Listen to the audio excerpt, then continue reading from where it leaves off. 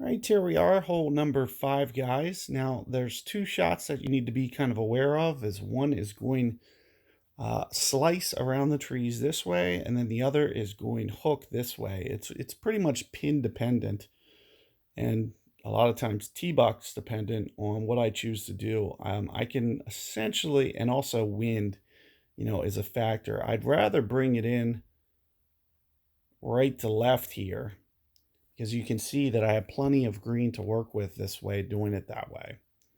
So I'm thinking somewhere along the lines of this. Keeping it on the shorter side could be a good thing.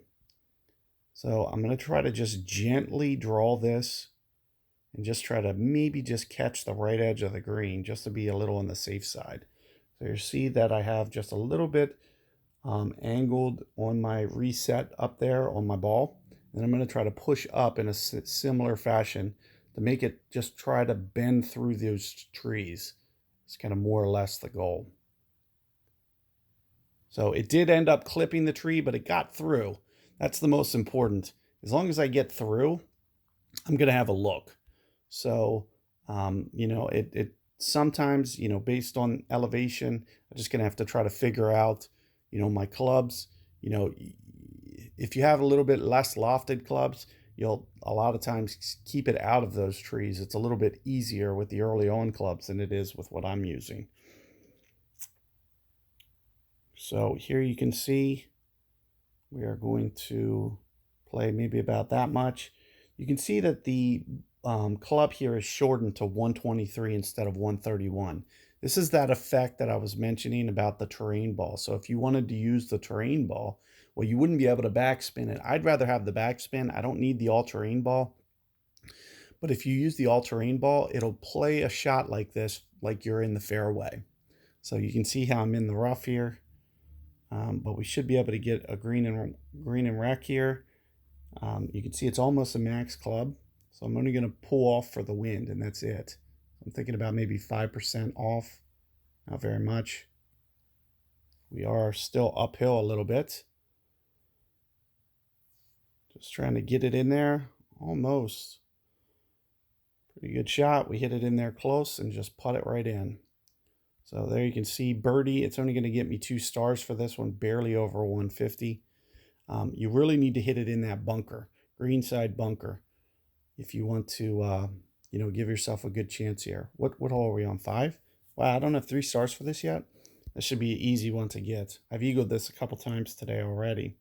Now here you can see now they gave me the back tee box. So I typically do kind of one of two things. You can see I got kind of the worst wind. I like to drive it in the bunkers up there. Driving it in the bunkers is very similar to what I mentioned. So you'll see I'm just going to do just a slight hook, try to top spin it, get it into the sand. And, this is kind of what I did on that par 5 back there. When you get it into this bunker, all you really need to do is get this up onto the green. You can see I probably won't even need that ball. This is almost going to roll out perfect. As you can see, the club shortened to 56. I have wind into the face. It's probably going to land about 48, maybe 47. And then it'll roll down the hill towards the hole. So we are just going to kind of roll with this here. Somewhere along the lines of this. So let's see. It's not going to run out quite that much. But you can see more or less, that was almost the perfect club. And we give ourselves this easy tap in. And we should have enough points this time. So you can see now we're going to easily get the 3 stars here. So hitting it in the bunker, has its advantages. Now let's see if I can grab this hole again. I'd like to at least hit one slice shot in this tutorial since I've done a couple of draws now. And this is the perfect wind for it.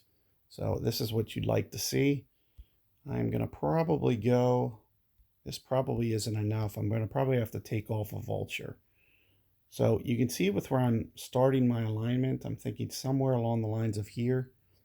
Now what I need to do is I need to pull back left and then through left for these. You're going to see that I pull well through. Thinking somewhere in the neighborhood of maybe 95% here.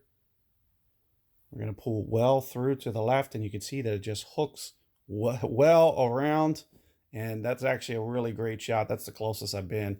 I almost got great shot. I almost got great shot points for that. That was that good of a shot. So you can see we just bend it around the tree, give ourselves a nice little eagle there, and plenty of points there. So, hopefully that's helpful to you guys. As you upgrade your clubs, that is going to get easier. Keep in mind, I've been entirely free to play, so you can earn these.